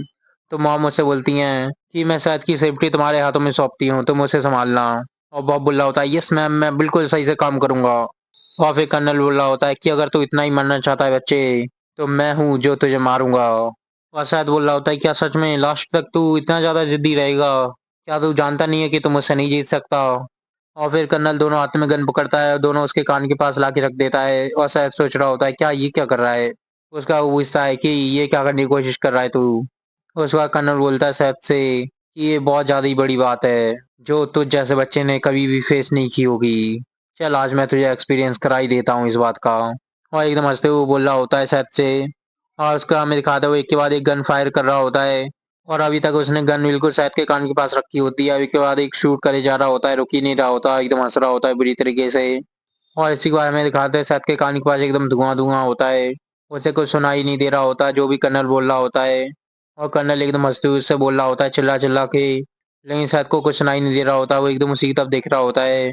उसका वो एकदम शॉक होते हुए सामने देखता है, तो कर्नल एकदम पंच मारता है उसे बहुत तेज़ी से। लेकिन वो पंच शायद को लगता है इससे पहले ही शायद को हम अटैक कर देती हैं अपने निडल से। और वो निडल एकदम कर्नल की तरफ जा रही होती है, उसके बाद वो उसके गले में जाके लग जाती है। और इसी के बाद ही उसकी गन एकदम हाथ से छूट जाती है, उसे दर्द हो रहा होता है। और डैनी देखता है क्या ये क्या हुआ? और वहाँ पे खून-खून होता है। और उसके बाद डैनी कुछ महसूस करता है तो उसकी तरफ भी एक निडल आ रही होती है। जो ये अटैक शायद को हमने किया होता है एकदम पीछे हट जाती है उन दोनों से। लेकिन डैनी अपने हाथ की वजह से बच जाता है लास्ट टाइम पे और अपने हाथ में अटैक ले लेता है अपने ऊपर लेने से अच्छा। और इसी के बाद ही शायद कि हमें एकदम भगते हुए आती हैं उसकी तरफ स्पीड से। तो कर्नल एकदम ज़मीन में गिर जाता है और डैनी उसी की तरफ देख रहा होता है। और इसी के बाद जो हेलीपैड पे आदमी खड़े होते हैं वो भी अपनी गन एम कर लेते हैं उनकी तरफ। लेकिन हमें दिखाते हैं उनके आस-पास एकदम स्ट्रिंग्स आ गई होती हैं, वो कुछ नहीं कर पा रहे होते हैं, सोच रहे होते हैं क्या ये क्या है? तो हमें दिखाते हैं एल्डर चन्नू ने बाँध दिया होता है अपने फिशिंग रॉड की स्ट्रिंग से और वो कुछ नहीं कर पा रहे होते हैं, एल्डर चन्नू उन्हीं की तरफ देख रहे होते हैं। तो हमें दिखाता है जो गेट के पास 2 आदमी खड़े होते हैं, वो भी सामने देख रहे होते हैं, सोच रहे होते हैं क्या ये क्या हो रहा है? उसके बाद वो अपनी गन एकदम पॉइंट करते हैं, लेकिन इतने में अकीरा वहाँ पे आ जाती है, वो अपनी निडल निकालती है और सीधा अटैक करती है, सामने की तरफ जा रही होती है। और वो दोनों के दोनों गार्ड एकदम सामने देख रहे होते हैं, इतने में अकीरा एकदम अटैक कर देती है दोनों पे और एक की गर्दन में मारती है और दूसरे की भी गर्दन में मार के उन्हें वहीं पे गिरा देती है। तो बाकी के खड़े हुए आदमी भी एकदम उसी की तरफ जा रहे होते हैं भगते हुए अपने हाथ में गन लेके। और उसके बाद वो एकदम एम लेते हैं, शूट करने को तैयार होते हैं। इतने में जिन अटैक कर देता है एक पे पीछे, और वो नीचे गिर जाता है। ये पीछे देख रहा होता है टकला, लेकिन जिन ऐसे ही पकड़ता है, सीधा इसके मुंह में मारता है और वहीं पे गिर जाता है। और ये तीसरा आदमी पीछे देखता है, वैसे ही जिन सीधा उसकी चिन पे मार के उसे नीचे गिरा देता है। और उसने एक ही बार में तीनों को गिरा दिया होता है जमीन पे। और उन्हीं की तरफ देख रहा होता है एकदम। और डैनी एकदम पीछे देख रहा होता है, सोच रहा होता है क्या ये क्या कर रहे हैं ये लोग।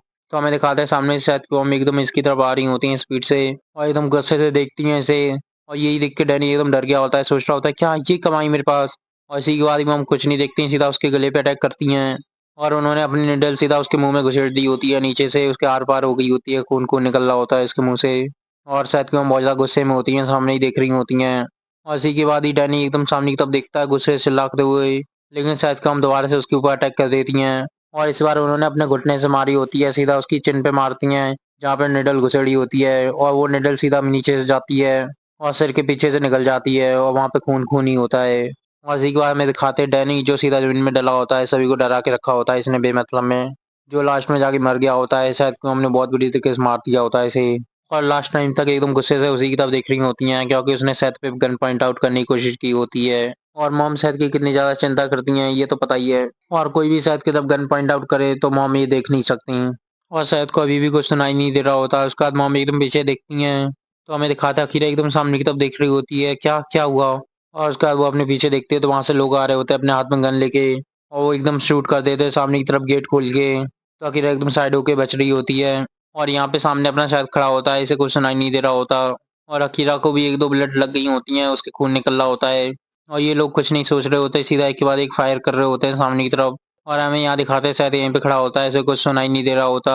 वो कुछ पता भी नहीं होता कि क्या हो रहा है। उसकी तरफ बुलेट्स आ रही होती हैं, और बुलेट एकदम उसके पास आ गई होती हैं, शायद कि हम उसी के पास आ रही होती हैं उसे बचाने के लिए। उसका वो एकदम पीछे दिखता है तो सोचता है क्या, और एकदम बुलेट उसके पास में आ गई होती हैं बिल्कुल। तो हमें दिखाते हैं वहाँ पे खून ही खून होता है, और ये लोग अभी भी शूट कर रहे होते हैं। तो हमें दिखाते हैं जिन एकदम स्पीड से जाता है उनकी तरफ, और सीधा गेट के पास पहुंच गया होता है वो। और इसी के बाद वो सीधा किक मार के गेट को बंद कर देता है तेजी से। और उसका जिन एकदम सामने देखता है तो उसके सामने अकीरा होती है, उसे बुलेट लग गई होती हैं। और वो एकदम चिल्लाते हुए उसके पास जाता है, बोलता है अकीरा क्या हुआ तुम्हें, क्या तुम ठीक हो। और अकीरा बोल रही होती है हाँ मैं ठीक हूँ, मैंने ज़्यादा से ज़्यादा बुलेट्स को अवॉइड करने की कोशिश की है, और अच्छा हुआ कि कोई वाइटल ऑर्गन पे डैमेज नहीं है मेरे। लेकिन वो एकदम पीछे देखते हुए बोलती है कि चेयरमैन चेयरमैन का क्या हुआ, वो कैसे हैं। और एकदम पीछे देखते हैं तो एकदम शॉक में होती है, सोच रही होती है क्या ये क्या है। और अकीरा एकदम पीछे की तरफ देख रही होती है, जिन देखता है क्या क्या हुआ। लेकिन जब वो सामने देखता है तो वो भी एकदम शॉक में होता है, बिल्कुल हिल गया होता है वो। तो हमें सामने दिखाते हैं वहाँ पे सैद खड़ा होता है, सभी उसे ही देख रहे होते हैं। और यहाँ पे कुछ प्लेयर्स होते हैं जिनकी बुलेट लगी होती है, कुछ मर भी गए होते हैं, वहीं जमीन में डले होते हैं। और यहाँ पे अब्दुल्ला को दिखाते हैं, उसे भी बुलेट लगी होती है, वो भी जमीन में डला होता है। और फिर हमें दिखाता है हमारा सैद जो एकदम सामने देख रहा होता है शॉक में। और उसकी बगल में उसकी मॉम भी होती हैं, वो दोनों के दोनों ठीक होते हैं, उन्हें एक भी बुलेट नहीं लगी होती। लेकिन दोनों के दोनों बहुत ज़्यादा शॉक में होते हैं, सामने ही देख रहे होते हैं। तो सैद बोल रहा होता है ब्रदर, और इसके सामने बॉब खड़ा होता है। तो हमें दिखाते हैं बॉब की सारी बुलेट लग गई होती हैं, उसने बचा लिया होता है इन दोनों को। और शायद एकदम शौक में उसी की तरफ देख रहा होता है। तो हमें दिखाते हैं बॉब वहीं पे खड़ा होता है, इसके एकदम खून खून हुआ होता है। तो वो खड़ा होता है और एकदम स्माइल करता है, शायद की तरफ देख रहा होता है स्माइल करके। और इसी के बाद ही बॉब सीधा जमीन में गिर जाता है, शायद एकदम उसी की तरफ जा रहा होता है भागते हुए, बोलता है बॉब ब्रदर। और फिर हमें दिखाते हैं वहाँ पे एक आदमी खड़ा होता है, और ये आइगर होता है, उसने अपने हाथ में गन ले ली होती है। उसका वो बोलता है कि यहाँ से मैं संभाल लूंगा सबको, तुम जा सकते हो। और जिन एकदम भगते हुए जा रहा होता है बॉब की तरफ, और वो भी बहुत ज़्यादा शौक में होता है, एकदम डरते हुए सामने देख रहा होता है। और फिर टाइगर एकदम साइड में देख रहा होता है किसी को। तो हमें दिखाते हैं कर्नल जो अभी तक जिंदा होता है, वो मरा नहीं होता, और ज़मीन पे डला होता है वो। टाइगर एकदम गुस्से से उसी की तरफ देख रहा होता है। तो हमें दिखाते हैं वो बाहर खड़ा होता है गेट के पास। और यहाँ सीढ़ियों के पास हमें दिखाता है ये बाकी सारे लोग खड़े होते हैं, जो डैनी के साथ आए होते हैं, उनके हाथ में गन होती हैं, वो इंतजार कर रहे होते हैं गेट के खुलने का। तो वहाँ पे टेरी आता है एकदम चिल्लाते हुए, बोलता है क्या हुआ है यहाँ पे। और फिर दूसरा वाला बोल रहा होता है कि ऐसा लगता है कि जो छत पे लोग थे हमारे, वो सभी मर गए हैं। और टेरी बोल रहा होता है क्या ये क्या बोले हो तुम, क्या डैनी और कर्नल क्या वो भी। और फिर दूसरा वाला बोल रहा होता है कि डैनी ने सिचुएशन को बहुत ज़्यादा अंडरएस्टिमेट किया है, जैसे सोचा था। और ये बोलता है कि हाँ वो कमीना, आखिर उसने ये सब कुछ गड़बड़ कर ही दी लास्ट में। फिर ये वाला बोल रहा होता है तो फिर अब हम क्या करें। तो टैरी बोलता है शिट, चलो ठीक है और ज़्यादा लालची नहीं बनते, हमने वैसे ही बहुत ज़्यादा पैसा ले लिया है, ये हमारे लिए काफ़ी होगा। फिर वो बोलता है इनसे कि ये सिर्फ एक अकेली एंट्रेंस है नीचे आने की, तो इसे अच्छे से संभाल के रखना ताकि वो लोग नीचे ना आ सकें। और फिर ये बड़े बाल वाला बोल रहा होता है, तो फिर तुम क्या प्लान करने की सोच रहे हो? तो टेरी बोलता है, क्या तुम अपनी पूरी जिंदगी छुप छुप के जीना चाहते हो, जहाँ तुम्हारा लोग पीछा करते रहे तुम्हें मारने के लिए? और वो आदमी सोच रहा होता है, क्या ये क्या बोल रहा है? उसके बाद टेरी बोलता है कि ठीक है, चलो इसे उड़ा देते हैं। यही एक अकेला तरीका है जिससे हम आसानी से जी सकेंगे अपनी जिंदगी, इन लोगों को अवॉइड करके। यहाँ पे माफिया किंग बोल रहे होते हैं, शिट, आखिर में ये आखिर कैसी एंडिंग हुई है? यहाँ सब कुछ बिगड़ गया है। क्या कहते हो जैक टायरन इसके बारे में तुम? और जैक टायरन कुछ नहीं बोल रहा होता, एकदम सामने देख रहा होता है। और फिर उसके बाद रियान बोलता है कि यहाँ तक तो हमने भी ये उम्मीद नहीं की थी कि चीजें इतनी ज्यादा बिगड़ जाएंगी। और माफिया किंग बोल रहा होता है कि तुम्हें सोचना चाहिए था कि ये हो सकता है। और वैसे भी फ्यूचर में हमारे लिए चीजें ज्यादा आसान नहीं होंगी, क्योंकि जो कार्लो ड्रग किंग के आदमी हैं मेक्सिको में, वो शांति से नहीं बैठेंगे ये सुन के। और फिर हमें दिखाते हैं अब्दुल्ला एकदम दर्द से चिल्ला रहा होता है, और माफिया किंग एकदम सामने की तरफ जाते हैं। उसके बाद उनके पास गन डली होती है, और वो गन को उठाते हैं अपने हाथों से। अब वो बोलते हैं, हाँ, तुम जैसे आदमी के लिए ऐसा एंड ये अच्छा नहीं है, हैं? और एकदम कर्नल उन्हीं की तरफ देख रहा होता है। और फिर माफिया किंग बोल रहे होते हैं कर्नल से कि मैं ये नहीं चाहता कि तू इतनी आसानी से मरे, पर फिर भी मैं। और एकदम शूट करने वाला होता है, लेकिन उसे कोई रोक देता है। ये शायद क्यों होती हैं जिन्होंने गन को साइड में कर दिया होता है, और माफिया किंग सोच रहा होता है, क्या ये क्या कर रही हैं? वो उसका शायद क्यों बोलती हैं कि इसकी जिंदगी वो तेरी नहीं है। और माफिया किंग एकदम सामने की तरफ देख रहा होता है डरते हुए। तो शायद क्यों उसे छोड़ती हैं और एकदम सामने की तरफ चली जाती हैं उसे बिना कुछ कहे। और फिर हमें दिखाते हुए जैक टायर उनके सामने आके खड़ी हो जाती हैं, और वो बोलती हैं कि रिस्पॉन्सिबिलिटी लो जो तुमने किया है ये। और जैक टायरन एकदम उन्हीं की तरफ देख रहा होता है, कुछ नहीं बोल रहा होता। और इसी के बाद ही मॉम सीधा उस पर अटैक कर देती हैं, वो एकदम पीछे चला जाता है स्पीड से। और मॉम के एक ही अटैक में वो सीधा जमीन पे गिर जाता है, उसके मुंह से खून निकल रहा होता है। और उसे दर्द हो रहा होता है। उसके बाद वो एकदम सामने देखता है, तो उसके सामने मॉम खड़ी होती हैं, बोलती है कि तुम्हें रिस्पॉन्सिबिलिटी लेनी चाहिए, आखिर ये सब तुम्हारी वजह से ही हुआ है। तुम्हारी वजह से ही मेरे बच्चे की इतनी ज़्यादा बुरी हालत है, उसे इतना ज़्यादा पेन फेस करना पड़ रहा है। और एकदम दूसरा अटैक करने के लिए तैयार होती हैं, तो उनके पीछे हमें दिखाते हैं सैद बैठा होता है, और उसके हाथ में बॉब होता है। और वहाँ पे उसके आसपास सभी लोग जमा हो गए होते हैं, सब उसे ही देख रहे होते हैं। तो हमें दिखाते हैं बॉब वहीं पे मर गया होता है, उसके गोली लगी होती है बहुत सारी। और सैद ने उसके ऊपर हाथ रखा होता है, वो अपने हाथ को देखता है तो वहाँ पे खून खून होता है। और सैद अपने हाथ को ही देख रहा होता है एकदम बहुत ज़्यादा शॉक में। और उसने ये उम्मीद नहीं की होती कि ये ऐसा कुछ हो सकता है, और बहुत ज़्यादा शॉक में होता है वो। और फिर इसी के बाद ही वो जहाँ पे बैठा होता है वहीं पे वो चिल्ला रहा होता है दर्द में बहुत बुरी तरीके से। तो दोस्तों हमारा एपिसोड यहीं पे खत्म हो जाता है। अगला एपिसोड मैं जल्द से जल्द लाऊंगा, तब तक के लिए लाइक करो, सब्सक्राइब करो, और बाय बाय।